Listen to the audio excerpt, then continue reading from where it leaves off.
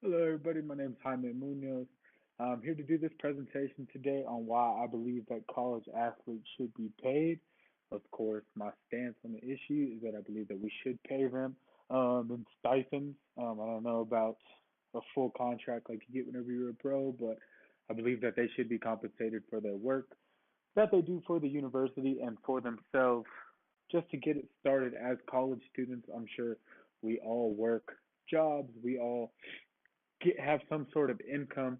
But just imagine you have to go to that job every day at 6 a.m. You're there for a couple of hours. Then we have to go to class. Then you're going back to that job right after. And then you're going to go back, do some more school. All of that, that's just about a daily regimen. But imagine that now you're not getting paid by that job that you're working for. And in my eyes, I believe that that's what the NCAA has done to college athletes. And that is why I believe they should get paid. In my viewpoint is like their job, and I believe that they should be rewarded for that. First of all, I just want to address the main points of why people believe that college athletes shouldn't be paid, and those three main points are they're paid in scholarship, they are considered amateurs, so they're not professionals yet, and they're students first and athletes second. We've all heard the term student athlete, whether you played sports in your upbringing or you didn't. But I'm here to debunk all of those. So with the term they are paid in scholarship, of course, yeah, they are. They're most D1 scholarships are full ride scholarships. So they'll pay for the tuition, their housing, some clothing, and then occasionally a food plan, such as at UNM we have LAPO, we have to pay for those food plans. So those are all paid for them. But no other student athlete or no other athlete's needs are met, such as gas to get to and from practice, um, shoes, anything like that. And a lot of these kids come from poor households where their families can't quite provide all of that. And it's also illegal for them to receive any type of money from any person involved in the school. So, say for instance, if a coach wants to take out some of his players for a meal after practice, that's illegal. You cannot do that. That's considered giving money to them, and it's just not legal. Arian Foster once told a story whenever he was at the University of Tennessee. He was a star running back, and he texted his coach one night whenever a lot of the players were at the dorm and told him, "Hey, coach, we need some help. We're gonna do something bad if we don't get some food tonight because there's no other way for them to eat." And the coach pulled up with 12 tacos for everybody that he got from Taco Bell, and in that case, that's illegal for the coach to do. And even if you don't believe that college athletes should be paid with this, I believe that we do need to look at those rules most definitely at the least because I think that's taking it definitely a little bit too far. Down here, you have a little bit of a cartoon where you can see the college athletes pushing the NCAA right here. No money, no gifts, no cars, no endorsement deals. Tell me again, why are we doing this? So it's for education, but I'm not feeling too smart. As you can see, the next one is that they are amateurs, and of course, amateurs are a step below professionals, so they do not get paid. The term amateur, its exact definition, is a person who engages in a study, sport, or other activity for pleasure rather than for financial benefit or professional reasons, which I don't believe is very true either in the word amateur. So if you look at that and then they go into it for no financial benefit or professional reason, college is the only way to the professional leagues such as the NFL, NBA, National Hockey League, anything of that nature. So obviously these kids are doing it for more of a reason than just to go out and what they do. They love what they do. Of course they do love it, but at the end of the day, if you're a kid that knows that you can make it professionally and this is the rank that you need to get through, there's no other way you're going to get it done. A lot now you see NBA players or star high school players will go overseas with their talents um, to make money because the age to declare for the NBA draft is 19, so you have to play a year in between high school and the professional. So a lot of them will go overseas to be able to make money, come back, make more money. Brandon Jennings was one of the first to do that. You've seen players like Emmanuel Mudiay following his footsteps.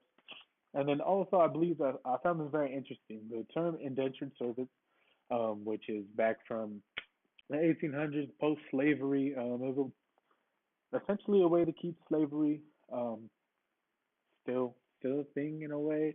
But the term for indentured servants is men and women who signed a contract by which they agreed to work for food, clothing, and shelter. And as I just said in the slide before this, that's exactly what you give a college athlete whenever they come to your university to play. You house them, you give them a meal plan, and you also give them clothing. Um, Last time I checked, we definitely did away with indentured servants because of the fact that it was very unfair to the person, and it had its racial background. So you can see a lot of similarities right there. Um, and then right here, the cartoon says, "Which do you like best, college football or the pros? What's the difference?" Exactly what it's asking. The NCAA is $1 billion. Excuse me, it's $1 billion industry, make a lot of money. These athletes have the talent to make the pros. So pretty much what we're watching every Saturday whenever we're supporting our alma mater, our college, or anybody that we like. Those kids are professionals, in my eyes. Um, and then another point is they are students first. We've all heard the term student athlete growing up. You were a student first, then you're an athlete. But the term student athlete was actually coined by Walter Byers, who was the president of the NCAA, and it was literally coined so that he was able to prevent student athletes from receiving workman's compensation. Whenever a student who went to TCU was in a game, was involved in a very harmful collision and was left paralyzed from the neck down, and whenever he tried to say that he uh, should receive workman's compensation for what happened because he works for a state university, this is how they did away with that. They called him a student athlete, which means that you're not working, you are a student. And that was exactly where the term student athlete comes from. On top of that, the graduation rates of men's basketball and football teams are 30% less than those of a regular full-time student. And what that shows me is that the students are obviously not there for school. They're there to play their sport, and then once they are able to reach the professional level, they will most definitely, and which is why their graduation rates drop, and the schools are perfectly fine with that.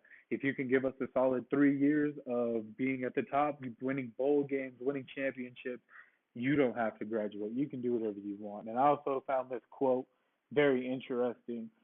It says a student with a 4.0 GPA can struggle on the field and lose their scholarship. But if that student is an All American, he can have a 2.0 GPA and be told nothing. What that's saying right there is that if you're a athlete who gets it done in the classroom, has a 4.0 GPA, you're doing great as a student, but on the field you're lacking and you may have lost your position, you may not get a lot of playing time. Your scholarship can be stripped away simply because of that, which well, it doesn't make a lot of sense to me if we're students first. But if that student has a 2.0 GPA, but he's an All American, going to be a first round draft pick, he's not told anything. You're doing what you need to do for the university. You're bringing in millions, billions for this industry.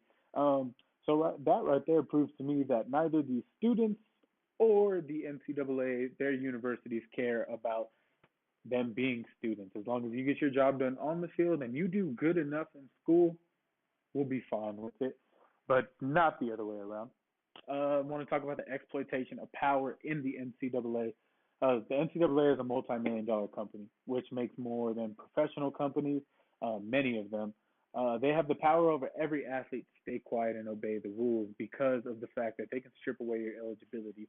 And if you're a kid that wants to go to the league, wants to make it to the professional level, you cannot lose your eligibility because you will not be able to play. And with that being said, you're done. They will cut you. Then the NCAA also has full control over your eligibility. Anything that you do, they have the right to strip it away. Anything that you have, they have the right to strip it away. And if you break the rules or you voice against them, it will impact your career in school, which is why a lot of students will stay quiet um, because they don't want to go against the NCAA and have a possible altercation in which they get hindered from. Right here, the image is the March Madness tournament, which lasts from March to April, makes about 100 million. I'm sorry, 100,000 million just in that month, which is more than the NFL makes, the NBA, the MLB, and the NHL. So obviously something is wrong here with this exploitation of power. If you have a month-long tournament making hundreds of millions, and the students who are playing in those make nothing. And then also there's exploitation of poverty. If you look at these sports, a lot of them are the kids come from poverty backgrounds, single mothers, projects, everything of that nature. A study by SportsNews.com shows that 86% of college students live in poverty. Many of these athletes come from poverty their whole childhood. This is all they know, which is why they also want to make the league, make the money, and be able to support themselves and their family. So the boosters in the schools take advantage of them in a way of knowing the rules and then also exploiting the rules. Because if you're going to offer a 17-year-old kid enough money to provide for his mother, he's going to take that. The spread of money. Coaches are paid the same as professionals, college coaches, of course, and as well as the staff. All of their schools are paid in sponsorship with certain brands such as Nike, Adidas, everything of that nature. And then they also sell their images and their jerseys with no consent. These jerseys that they sell, of course, they don't have their name on the back on the back. But if you know that Clemson's quarterback is number 12 and you want to go out and get his jersey, you're going to go buy Clemson's number 12 jersey because you know the quarterback. Now, even if it doesn't have the name on the back, everybody knows what you're representing. And at the end of the day, that kid will see none of it, even though it did come to this. So, in conclusion, I believe that the college athletes should be paid because of these reasons, and a lot of the reasons why um, they're not being paid stem from lots of racial background, a long history of oppression and amateurism, which I believe that we should take a further look at because we do not live in those same times anymore. Well, thank you for listening, and that was my presentation.